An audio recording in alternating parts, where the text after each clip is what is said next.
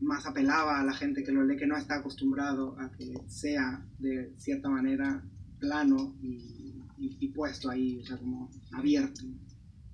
Pero ese lenguaje lo encontraste en el proceso de estudiar la maestría de creación literaria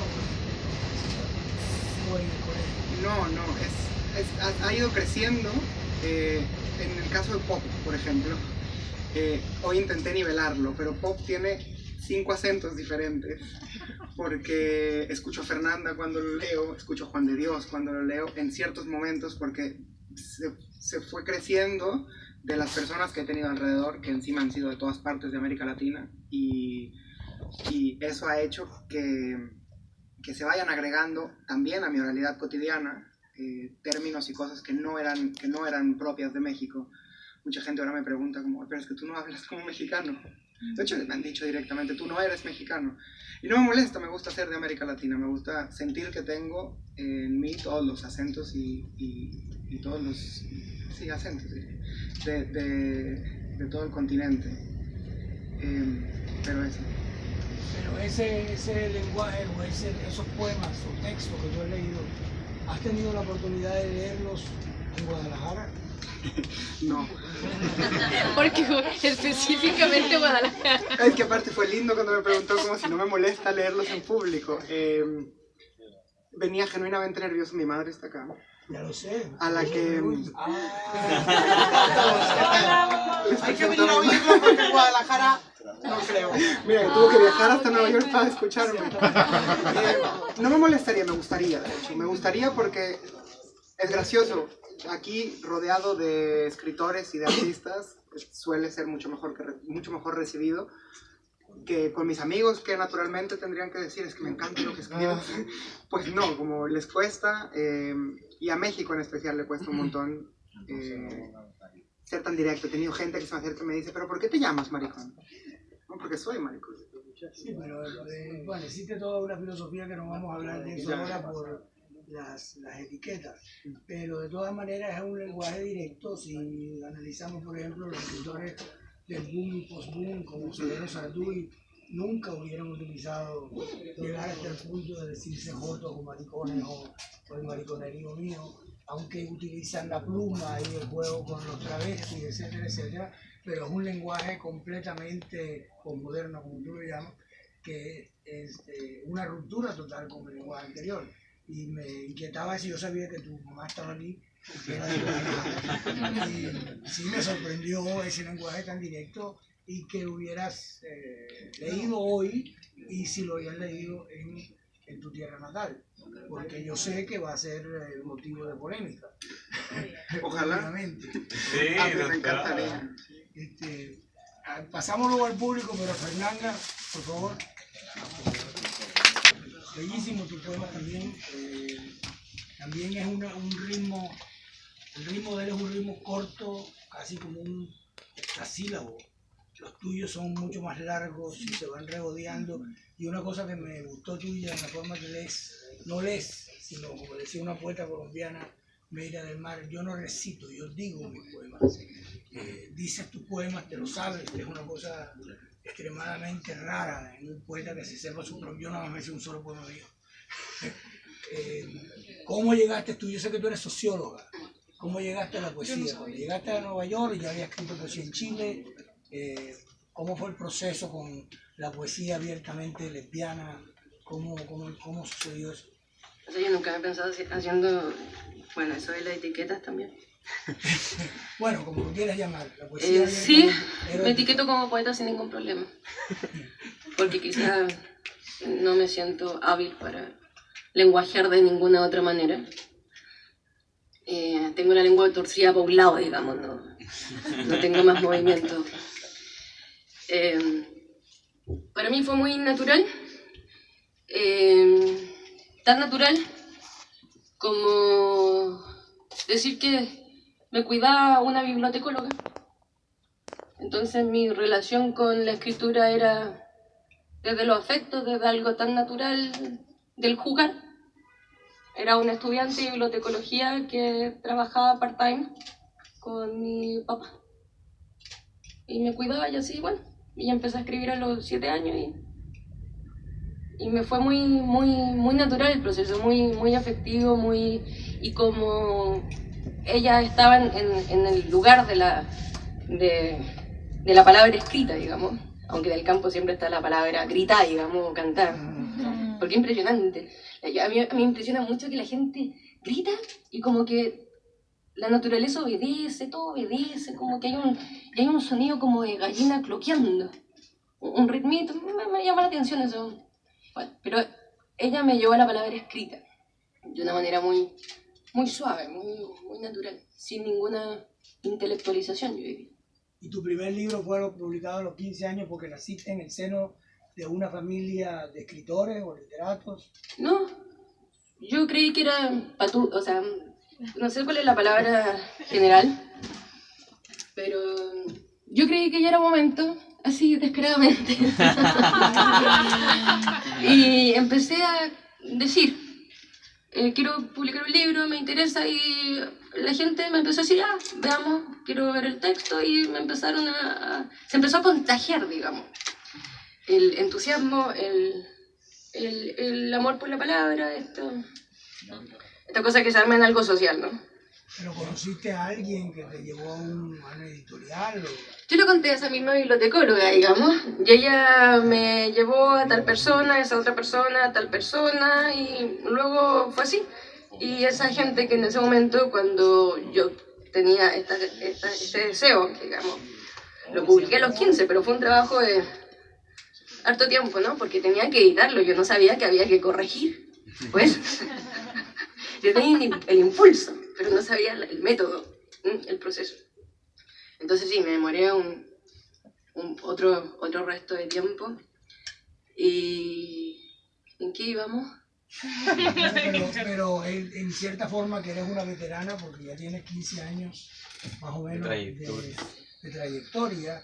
¿Cómo ves ahora en retrospectiva el lenguaje tuyo, cómo lo ha evolucionado desde ese primer poemario hasta el presente? Yo creo que me cuesta mucho hablar. A mí me cuesta mucho. Se me pone traposa la lengua. Para mí siempre ha sido no me siento como con experiencia, siempre siento una gran dificultad. Y eso es lo que me apasiona. No, pero digo, el lenguaje escrito. ¿Cómo ha cambiado? ¿Ha cambiado de cierta forma? Así, claro. Sí. Cuando era más chica, yo tenía un libraco grande. Era poesía universal, claro. Esto es una cosa universal, o sea, ¿qué es eso? Y yo copiaba todo. Entonces, cambiaba el contenido y copiaba todo lo demás. Yo eso hacía. Y así aprendía. Y ustedes se ven, ustedes dos, como poetas, dentro de una tradición que ha utilizado el tema, ya sea visible, velado o directo, de la homosexualidad en otros escritores que les anteceden a ustedes.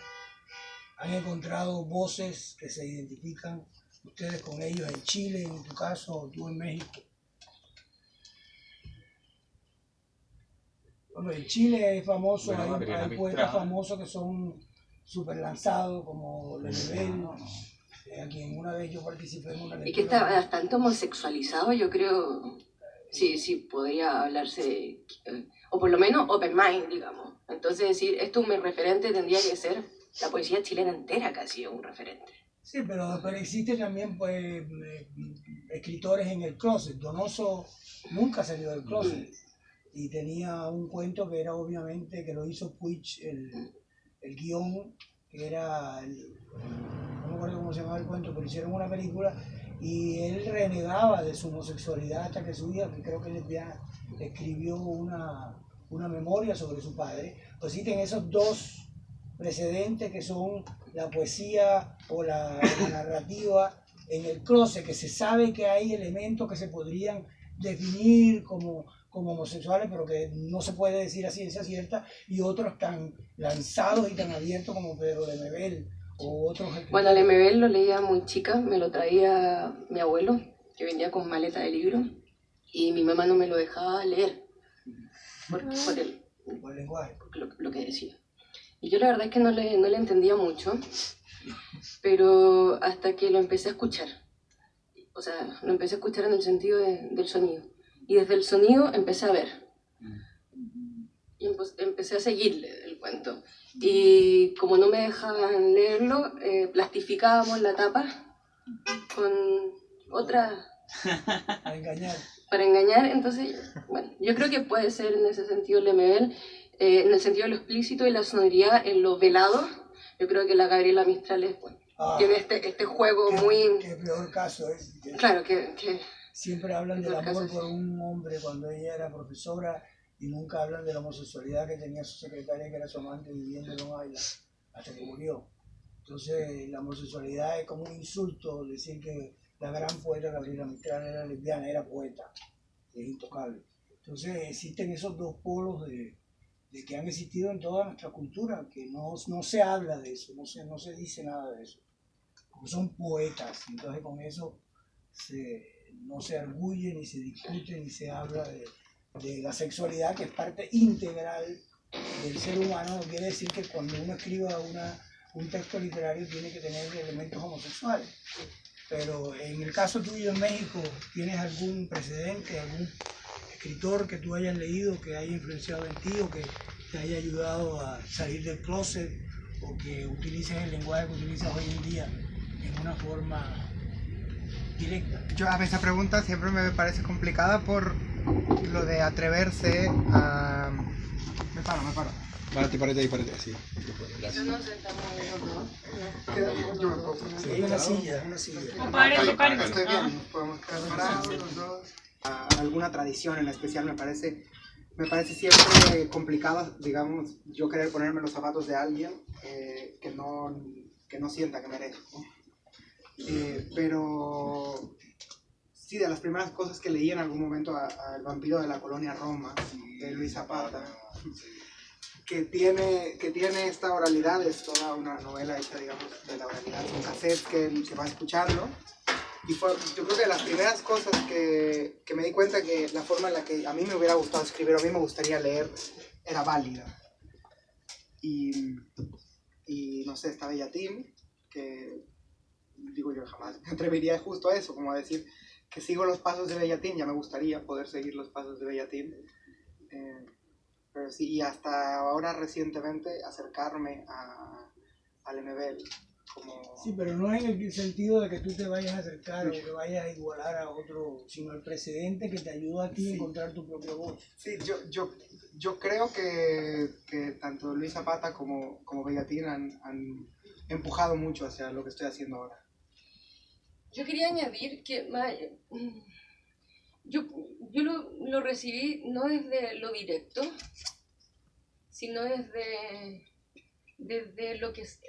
el significado que se puede abrir, digamos.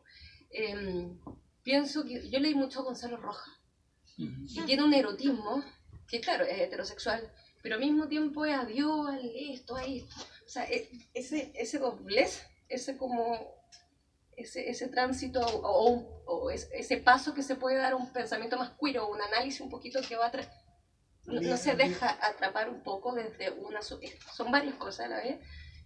Yo creo que a mí me influenció más, yo diría, de estos tres autores principalmente. Es que muchos poetas escriben en la ambigüedad por no escribir directamente en la homosexualidad. Claro, muchos poetas nunca salieron del closet, en México o en Chile, donde escribían y se podía. Yo mismo, mi primer libro es ambiguo, puede leerse como si mis poemas están escritos un hombre o una mujer. Eso no importa, porque lo importante es cómo esa poesía, aunque sea ambigua, te llegó a ti y te sirvió a ti para encontrar una voz similar, lo que te ayudó a encontrar tu propia voz. Cualquier persona del público que quieran hacerle preguntas, este es el momento. Hay un vino después, si quieren acercarse a la mesa. Él quiere hacer una pregunta. ¿A quién? No sé el nombre. ¿A ella? ¿Fernanda? ¿A Diego? ¿A Diego? A Diego. Yo llegué un poquito tarde y escuché pues parte de su poesía, y yo siempre he tenido un problema para leer poesía porque como que para entender como que tengo que sintonizarme con el ritmo sobre todo con el ritmo.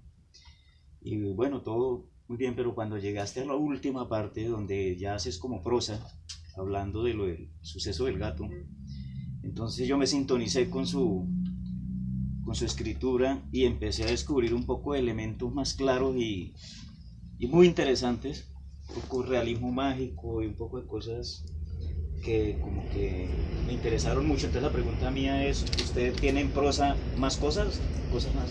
Yo es que de hecho no hago poesía. ¿Cómo? No Sí hago haces, poesía. perdón, pero sí. Hay gente en esta habitación el día de hoy que me convenció que efectivamente hago poesía, pero yo llegué, de hecho hasta lo hice cuando me presentaron yo como escritor de narrativa. Entonces yo me siento 20 veces más cómodo con la voz narrativa. Claro, porque yo encontré ahí la plenitud Para mí esa es la voz encontré que la funciona. manifestación de todas sus capacidades ahí. Para mí esa es la voz que Impresionante. funciona, pero sabes que yo, justo hablando, al principio leí sobre la autoficción, yo no puedo escribir autoficción en narrativa. Entonces descubrí que, y justo hablando de cosas veladas, para mí ya directamente ponerlo en verso me parece velar un poco, alejarme y poder escribir de mí, solo porque está en verso, yo ya me siento más cómodo. En el caso de la narrativa, la autoficción me parece siempre muy endogámica y prefiero evitarla, pero en la poesía me siento más cómodo tirando, o sea, como hablando de mí y de... Sí, como que siento que es más personal, digamos. Pero efectivamente la otra voz es la voz que me siento más cómodo y más mía. Sí, gracias. ¿Qué libro ha publicado? No, todavía no. Estoy en proceso. Nos deja saber, pues. Fernanda tiene libros publicados. ¿Trajiste el De- libro? de- Nos va prosa. a vender el día de hoy. ¿Tienes libros aquí? ¿Sí? Ella tiene libros. Yo sigo pensando en la otra pregunta, fíjese. Estás mirando y me estás haciendo así. Yo no sé si me Pero habla pues. Sí, que lo estaba pensando en el trabajo del cuerpo que tiene Carmen Bering de Chile, la Marosa de Giorgio, por supuesto, también está Varela, o sea, ¿Cuál es la pregunta que quedó flotando? De la sí, tradición. Tradición. pero más allá de eso, como estamos haciendo, como qué te ayuda para escribir desde la sexualidad y el género, ¿no? Tenía ese ribete la pregunta, ¿no? Sí, pero puede ser también, no tiene que ser homosexual, porque por ejemplo la Consina Torni era muy erótica y no tiene que ser homosexual. Y tú mismo lo has dicho, con un hombre escribiendo eróticamente, como a ti te parecía ambiguo, pudieras utilizarlo en tu propia poesía. Es que las etiquetas en la literatura no valen. Lo importante es el resultado. Que tú seas homosexual o Yo diría que en ese heterosexual, sentido no es Marosa importante. yo creo muchísimo en su volumen del lenguaje.